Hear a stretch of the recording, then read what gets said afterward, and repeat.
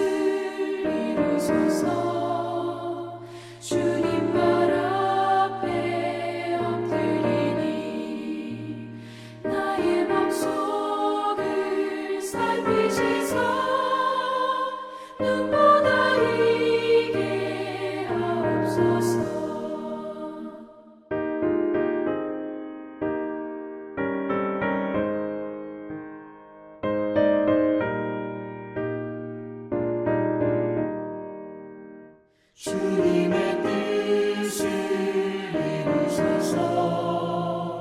병들어 몸이 피곤할 때 권능의 손을 내게 펴서 강건케 하여 주옵소서. 주님의 뜻을 이루소서.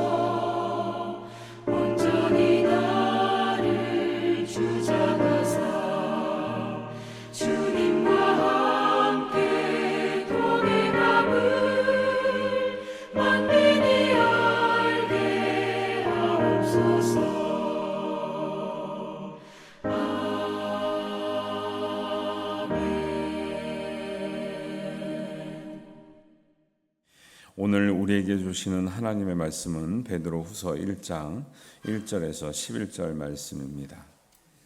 우리 한 목소리로 봉독합니다. 예수 그리스도의 종이며 사도인 시몬 베드로는 우리 하나님과 구주 예수 그리스도의 의를 힘입어 동일하게 보배로운 믿음을 우리와 함께 받은 자들에게 편지하노니 하나님과 우리 주 예수를 알므로 은혜와 평강이 너희에게 더욱 많을지어다.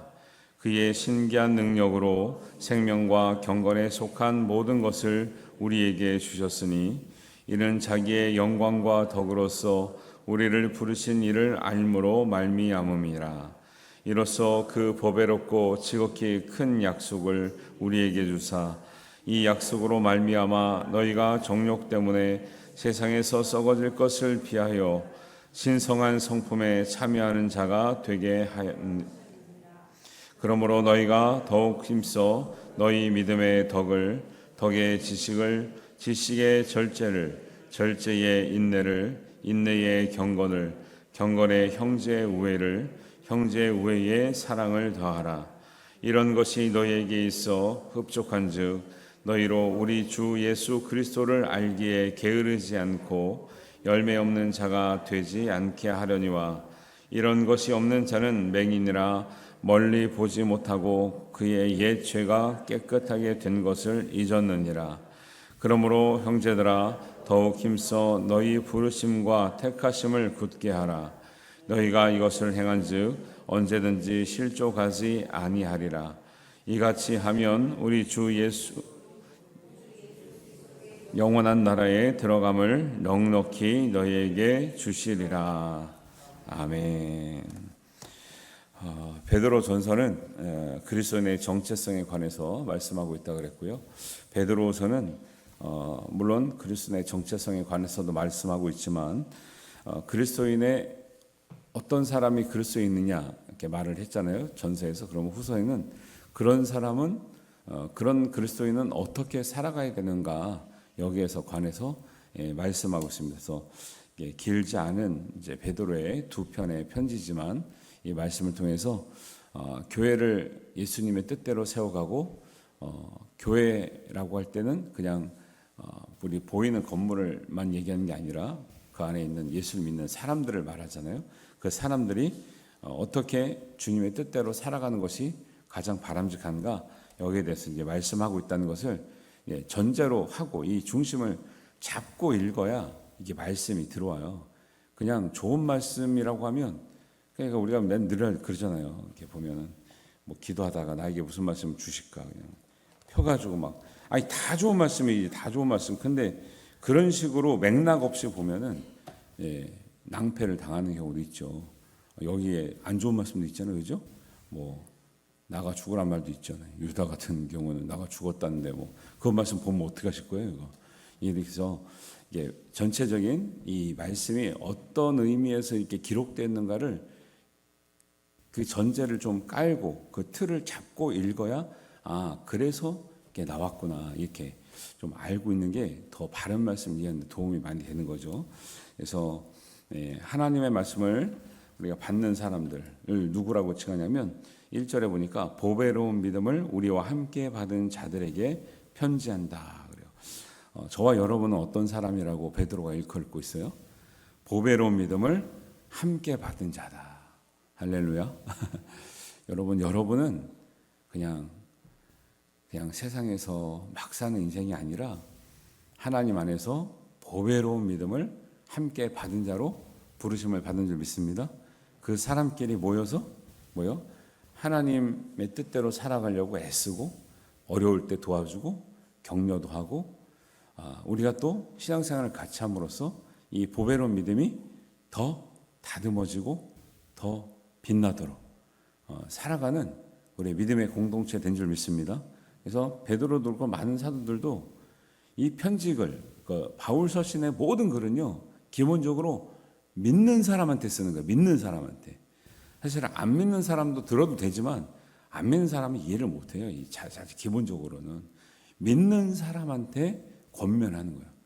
믿는 사람이 하나님의 보배로운 믿음을 가지고 잘 살아가도록 하면 안 믿는 사람은 그 믿는 사람의 삶을 보고 감화를 받아 신앙생활을 같이 하게 되면 그때부터 깨닫게 되는 거죠. 그래서 우리가 하나님은 우리의 삶을 말씀하실 때 믿고 구원받고 막 살아라고 말한 적이 한 번도 없고요. 믿고 구원받고 그 다음에 우리의 삶이 하나님 안에서 아름다워야 된다는 거죠. 온전해야 된다는 거죠. 그리고 선한 영향력을 미칠 수 있어야 되는 것을 말하지 구원받았으니까 다 끝났다 이런 게 아니에요. 주로 이렇게 말하는 데들이 이단이에요. 구원받았으니까 모든 거 필요 없어. 모든 건 그냥 우리가 구원받았으니까 그 다음부터는 하나님이 다 책임지고 뭐 어떻게 살든지 우리는 무조건 인치심을 받았고 우리는 무조건 구원받는다 이런 건 없어요. 이런 건 없다고요.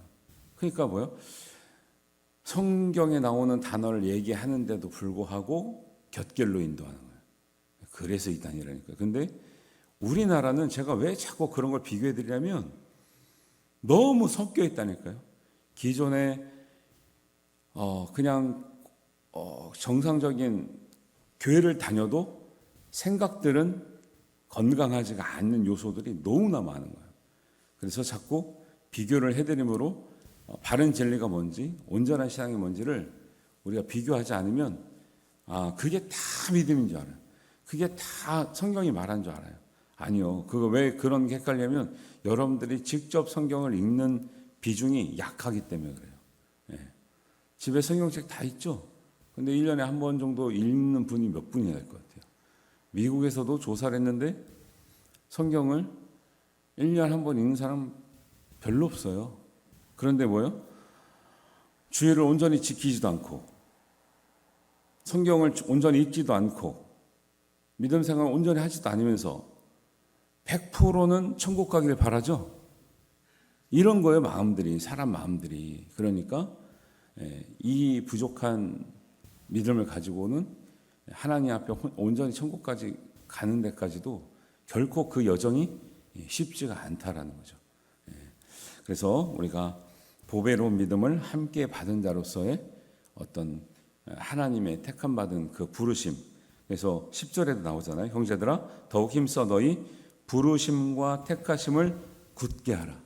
너희가 왜 믿게 되었는지, 하나님께서 너희를 왜 택했는지를 믿음 안에서 굳게 하지 않으면 이것이 흔들리고 이것이 무너지거나 이것을 이제 우리 인식하지 못하면 믿지만 안 믿는 사람보다 더 못하게 살아가는 거죠.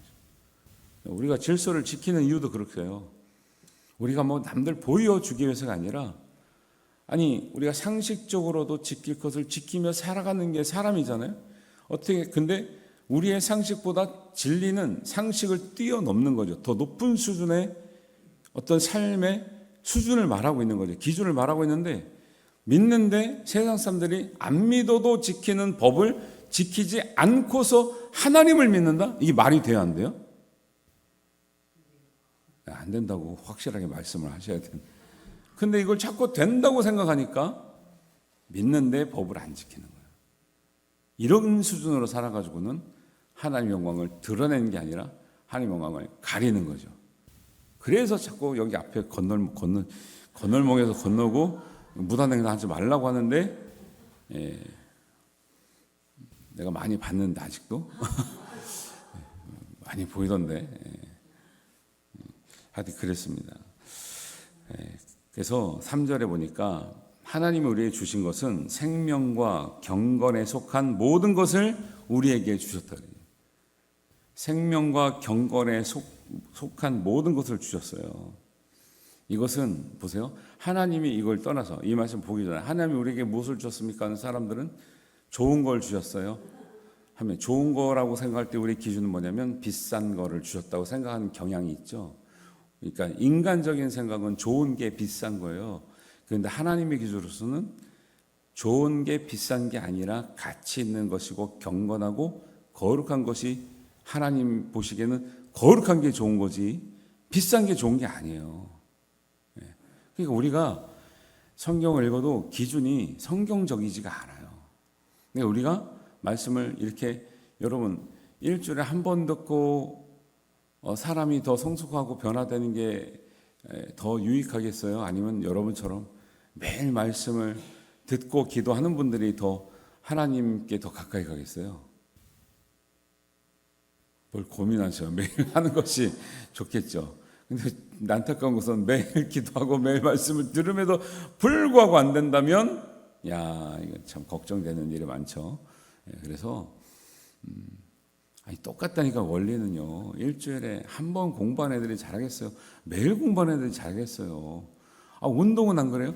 일주일에 한 번 운동하는 사람이 잘하겠어요? 매일 하는 사람이 잘하겠어요? 당연히 매일 하는 사람이 잘한다니까요. 그리고 매일 하는데도 못하면, 그건 못하는 게 아니라 잘해지고 있는 과정이에요. 잘해지고 있는 과정. 그거는 재능에 따라서 똑같이 운동을 해도 빨리 성장하는 사람도 있고 좀 더디게 성장한 사람이 있는 거죠. 근데 안 하면 성장할 수 없는 거죠. 그래서 우리가 생각하는 기준은, 하나님께서 우리에게 주신 것은 생명과 경건에 속한 것인데 비싼 게 아니라 거룩한 것이다 라고 하는 기준을 잡고 계셔야 돼요. 그래서 이 거룩한 것을 어떻게 알아요? 자기의 영광과 덕으로서 우리를 부르신 이를 알므로, 한마디로 예수님을 알므로 무엇이 가치 있는지 거룩한 것인지를 알게 된다라는 거죠. 그러니까 우리가 붙들 것은 뭐예요? 세상에서는 비싼 게 좋다고 말하는데 우리는 가치 있다고 여기는 게 좋다고 했는데, 그 가치가 뭐예요? 가치가 우리가 정말 금, 은, 보화보다 더 귀하다 여기는 게 뭐예요? 그게 진리, 생명 이런 거죠. 진리, 생명, 그 다음에 그 진리, 생명을 주시는 예수님, 하나님, 우리 속에 역사하시는 성령님이 가장 귀하다. 인식하시고 고백하시고 감사하시기를 주님의 이름으로 축원합니다. 네. 이런 명확한 기준이 있어야 흔들리지 않는. 성경을 봐도 그 기준이 없으면요, 어떤 사람은 성경을 보고도 경영의 원리를 발견한다고, 어떤 사람은 성경을 보고도 인간관계에 어떤 비법이 있다 그러고 다 그래요. 세상적인 비법도 다 있어요. 근데 우리가 그것만 발견하려고 성경을 읽냐 이거예요. 예. 안 믿어도 성경을 인용하는 사람들이 많아요. 왜? 읽어보니까 너무 좋은 말씀 많거든요. 세상적으로 볼 때도. 근데 우리는 그러면 세상에서 써먹기 위해서 이걸 읽고 공부하냐는 거죠. 그런 건 아니죠.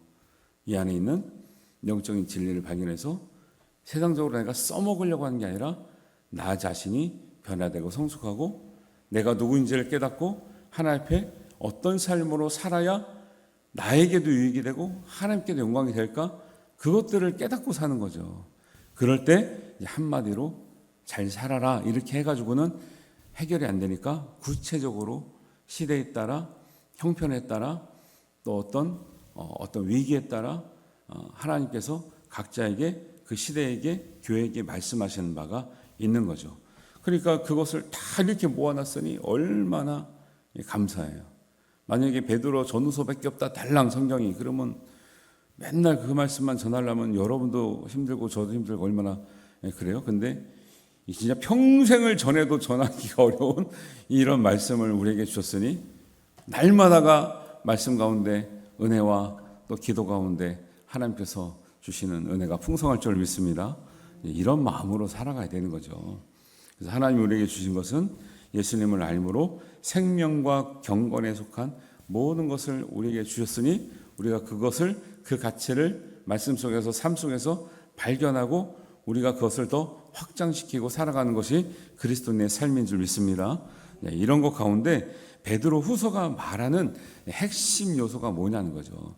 오늘 읽은 말씀 가운데는 한번 따라하겠습니다. 신성한 성품에 참여하는 자. 베드로후서를 전체를 요약하자 그러면 바로 요 한마디로 딱 요약이 돼요. 근데 왜 계속 말씀을 전하냐? 그 신성한 성품에 참여하는 자가 어떤 사람인가를 계속 부연 설명하는 거죠. 신성한 성품에 참여하는 자가 되게 하려고 우리를 부르셨고 우리를 보배로운 믿음으로 우리를 불러주셨고 우리에게 주셨고 생명과 경건에 속한 모든 것을 깨닫게 하신다는 거죠. 이거 보세요. 믿고 구원받은 사람은 어떤 죄인이라도 다 구원받을 수 있죠. 그런데 그 이후의 삶이 어때야 되느냐가 더 중요해요. 믿었는데 내가 믿었어요. 구원받았어요. 막 사람을 해치고 다녀요. 사람에게 악하게 하고 다녀요. 하나님이 이걸 원하셨는가요? 그거 아니죠. 아무것도 안 하는 것이 그럼 다행이냐? 그게 아니라 아무것도 안 했기 때문에 내가 온전한 것이 아니라 하나님의 말씀과 진리대로 선한 영향력을 미치며 살기를 하나님이 원하시는 줄 믿으시기 바랍니다. 그러니까 어떤 것을 믿느냐에 따라 달라지는 거죠. 선한 신성한 성품에 참여하는 자가 돼서 그거는 나 혼자만 살라는 게 아니라 그것을 함께 누리는 신앙 공동체, 믿지 않는 사람들에게 하나님의 형상, 하나님의 향기, 하나님의 진리의 빛과 소금의 역할을 하면서 살기를 원하시는 줄 믿으시기 바랍니다. 집에 생각하면 알죠. 아무것도 모르는 자녀들이 태어났습니다. 자라면서 가장 많이 보고 가장 함께 많이 지내는 사람들이 부모님이에요. 부모님이 괴팍한 성격을 가지고 이상한 말을 하고 막 그렇게 산다면 자녀들은 어떻게 될 가능성이 많아요? 닮아갈 가능성이 많죠. 우리는 애들한테 나쁜 것을 주기를 원하는 부모는 아무도 없어요. 그러나 자기의 삶과 언어와 행동이 선하지 않으면 나는 좋은 것을 주고 싶으나 좋은 것을 받지 못한다는 거죠. 그러니까 우리는 난 아무것도 나 가만히 있으면 되나요? 절대 그렇지 않습니다. 그리고 좋은 거는 하루아침에 되지 않아요. 그렇기 때문에 신성한 성품에 참여하는 자가 되게 하시려고 믿는 후에 구원받은 후에도 계속 진리의 말씀을 우리에게 주시고 있다는 것을 꼭 기억하시길 바랍니다. 그럼 좋은 성품이 뭐예요? 성경이 말하는 특별히 베드로서 1장 1절과 11절에서 말하는 좋은 성품은 뭐냐? 그게 5절에서 7절까지 나오죠. 믿음의 덕을, 덕의 지식을, 지식의 절제를, 절제의 인내를, 인내의 경건을, 경건의 형제 우애를, 형제 우애의 사랑을 더하라. 이거 할만하세요? 안 할만하세요? 어렵죠. 이게 말만 틀리지 이게 성령의 열매예요. 여기는 8가지 나왔는데 9가지나 8가지는 다 포함되어 있어요. 이게 성령의 열매, 갈라디아서는 바울이 말했지만 베드로가 말하는 성령의 열매는 여기인데, 이것도 여러분 비교해 보시면 성령의 열매랑 다 거의 맥락이 맞아요. 결국 성령의 열매를 맺지 못하는 사람은 맹인이라 그래요. 9절에 가니까 성령의 열매, 이런 8절에 보니까 이런 열매 없는 자가 되지 않게 하려니와. 베드로는 하나님의 뜻을 잘 알아서 우리에게 진리를 전해주고 계세요. 근데 그 베드로는 이런 성령의 열매가 없는 자가 되면 안 된다. 이 믿는데 만약에 이 열매가 없다면 너희는 맹인과 같다라는 거예요. 여러분, 우리 식구 중에서도, 친척 중에도 시각 장애에 계신 분이 계셔요. 근데 그분 참 훌륭하게 믿음 생활도 하고 어릴 때 이렇게 잘 극복해서 잘 계신데, 여러분 말이 그렇죠. 장애를 하나, 어떤 장애가 있든지 엄청나 불편하네요. 평생이 얼마나 불편한지 몰라요. 특히 이 시각 장애가 있다, 얼마나 불편한지 몰라 진짜. 근데 그 불편함과 안타까움이 뭐예요? 믿지만 열매 없는 사람이 얼마나 안타깝고 얼마나 불편하고 사는지를 너희가 알아야 된다는 거예요. 그 열매 없어도 되는 거예요? 안 되는 거예요? 안 된다니까요. 안 된다니까. 그러면 여러분이 시각장애인으로 평생 살고 이거 조심스러워서 그렇게 여러분 살면 됩니까? 안 됩니까? 멀쩡한 사람이. 안 되겠죠. 얼마나 안타깝고 힘든데요. 왜 믿고 구원 받고 나서 왜 그런 삶을 선택하십니까? 오히려 눈이 떠지고 맹인을 이룬다면 안 된다잖아요.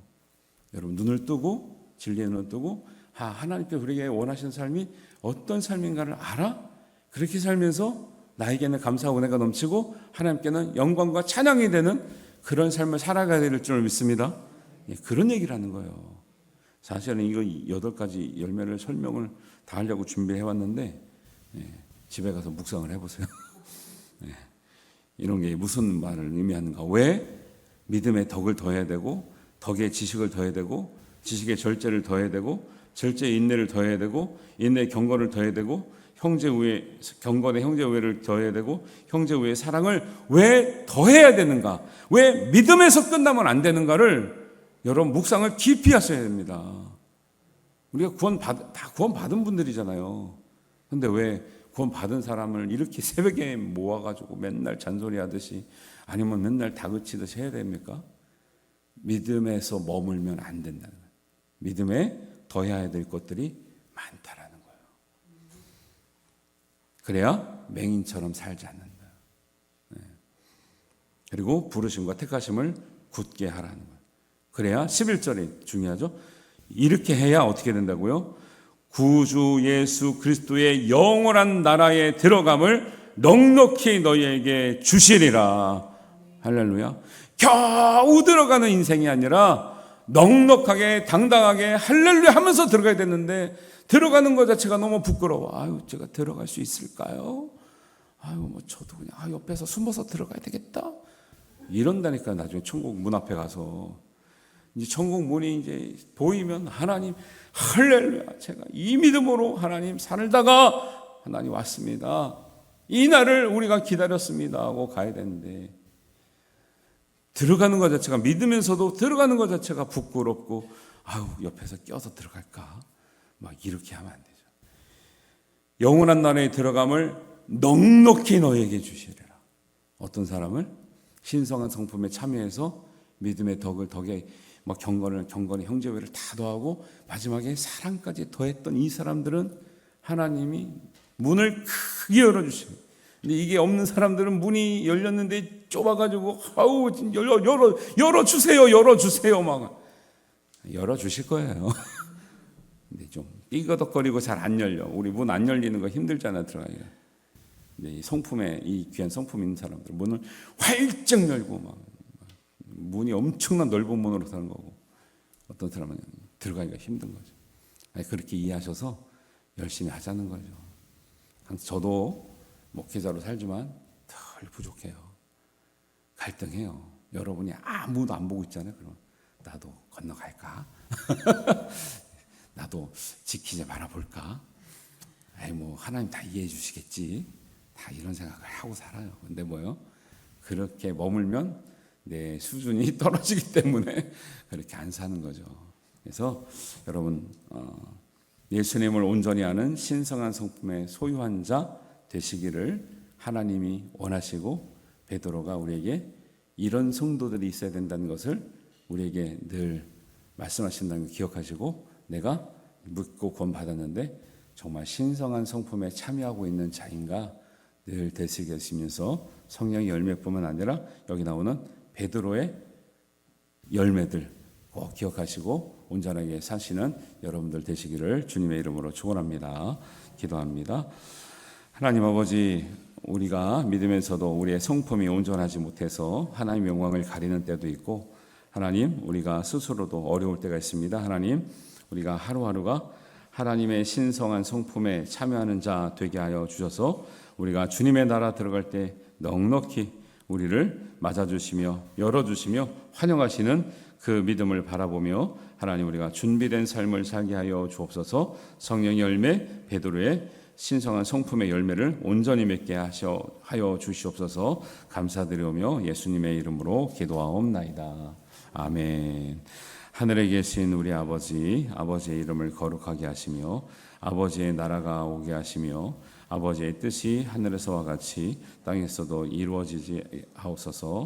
오늘 우리에게 일용할 양식을 주시고 우리가 우리에게 잘못한 사람을 용서하여 준 것 같이 우리 죄를 용서하여 주시고 우리를 시험에 빠지지 않게 하시고 악에서 구하소서. 나라와 권능과 영광이 영원히 아버지의 것입니다. 아멘.